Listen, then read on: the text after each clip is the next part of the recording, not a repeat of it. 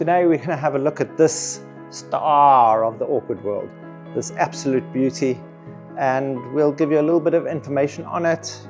We'll tell you why you should have it in your collection, and we'll tell you how to ID it. Welcome to the Nature Company. If this is the kind of information you're interested in, please hit that subscribe button down below if you haven't already, and that notification bell to be notified of all our upcoming content so you don't miss out on a thing. Now let's have a quick look at this plant and understand why it is a must in your collection.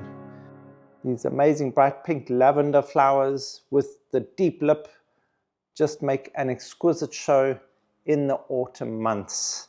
So just as a lot of the other things are finished flowering or haven't started flowering yet, this is going to bring color into your garden, into your house, into your orchid growing area, wherever you put it. And the flowers last for up to a month. So it's a good long-lasting flowerer. Well, it's one of the most vigorous growers.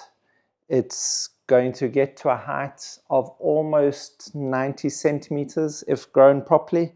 Anywhere from between 45 to 90 centimeters is about average for this amazing beauty. It's a bifoliate, which means it has these two leaves on the end of each of those pseudobulbs, which actually gives it a nice full appearance. So even when you don't have flowers, you have this really handsome looking plant.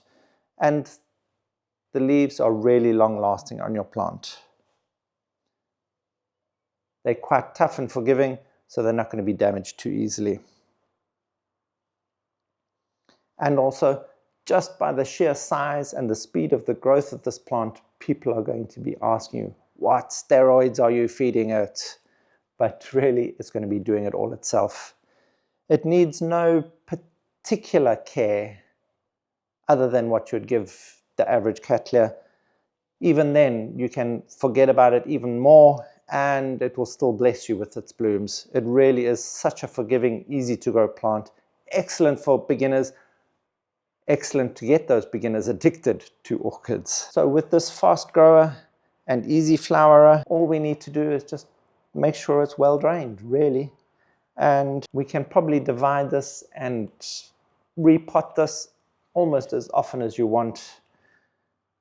Although often the smaller pot is easier to handle, but it will grow out the pot really quickly, which means you'll have to be repotting every season. But we know when something grows vigorously and grows quickly, means we get all those new growths that will mature and produce those blooms. So we can get large specimens with this whole top off of this brilliant, lavender pink? I don't know what you call this. This beautiful pink with the cerise lip. It really does make the most stunning show. But remember, you are going to have to weight your pot down because these canes do get really tall. It can get top heavy quite quickly. So make sure you have a good set of stone in the bottom to have your pot weighted down so it's not going to fall over or be blown over easily. Also with these, they're very forgiving. You can grow them indoors, you can grow them in your hothouse, you can grow them outdoors.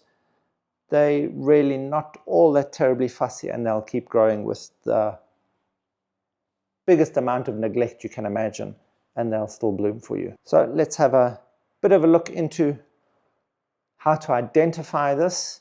And if you see it and it hasn't got a label, let's get to tell you what it is and how you can identify it yourself. Okay, so let's be like all orchid lovers and look at the blooms first. We can see how big and beautiful these are. And the one amazing thing about this is that these blooms in these huge big wads like this are going to last for up to a month.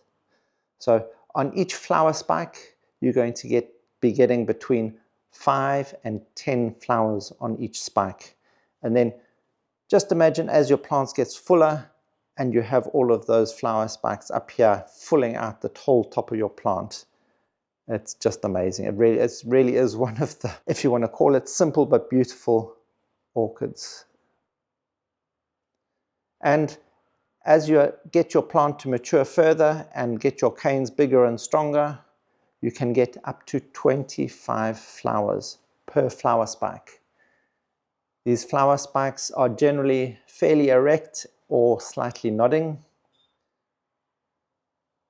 So it helps that your plant is so tall that you can actually see the blooms if they do nod slightly. Here, if we look at each flower, each of these flowers is approximately 10 centimeters or so wide. So if we're looking at what this Cattleya is, it is Cattlianthe Portia. This is an intergeneric hybrid between Cattlianthe Baueringiana and Cattleya labiata. We can tell it's not the pure Cattlianthe Baueringiana because we have yellow on the inside of the lip. The majority of those Baueringianas have pure white inside the lip, and also you'll notice this trumpet shape is not overlapping, whereas generally in your Baueringianas you'll have those overlapping to make a fuller trumpet as opposed to this half open trumpet as you will get in the labiatas. So the yellowness and the openness of the trumpet is from your labiata parentship, but the rest of it is pretty much from your Baueringiana. And you've got a mix of the sizes between the two. So other ways that you can identify this, particularly over and above noticing the flower, is here on the pseudobulbs. You'll see how these pseudobulbs tend to form this bulbous protrusion at the bottom. This is quite distinct. It's not very often you'll see this, and it's from the Baueringiana parenthood of this. So it almost forms like a bulb before it protrudes up into. Let's remove all of this old sheet so you can see better. There we go. You can see it forms almost like a bulb and then comes up into your pseudobulb. And it's from this bulbous section here that you get all those little root nubs and your dormant buds. So we don't want to damage this area at all when we're transplanting or moving it around, because this is where all the good stuff comes from to give you all of that. So this is actually a relatively easy orchid to be able to identify just by looking at, for one, your blooms like that. Remember, the pure Baueringianas have much smaller, well, not much smaller flowers, but smaller flowers. Their petals aren't quite as broad, they're slightly narrower, and their lips are more trumpet shaped with the one side overlapping the other, and generally without the yellow. Often with the Baueringianas, you'll still notice that they have this little heart-shaped motif to the color differentiation in the lip. And then, of course, those bulbous bottom sections of your pseudobulb is a very defining factor in being able to identify it. And then even with all this beauty, you get a fragrance as well. So we really are spoiled with this. We don't have that strong, sweet fragrance. It's almost like a musky orchid scent, which is actually a very attractive scent.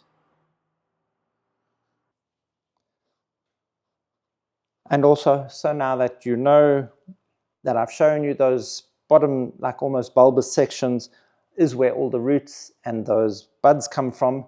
Remember, if you are transplanting it, don't put these below the surface of your media. Those bulbous parts need to be at the level of the top of your media, so that those roots can then be pushed down into the media and allow those shoots to come up and out.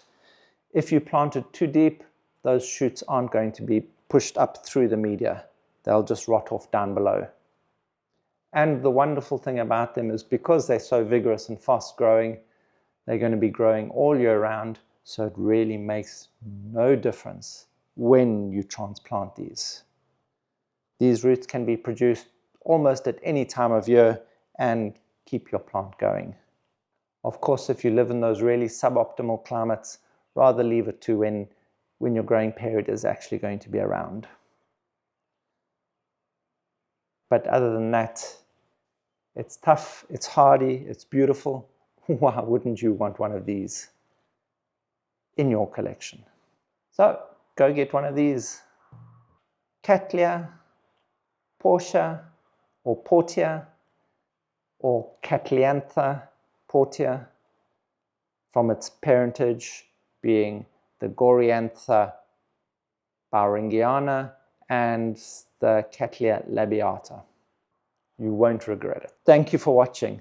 If you find any of this information helpful, please hit that like button, hit that subscribe button down below, and that notification bell, bing bong, to be notified of all our upcoming content so you don't miss out on a thing.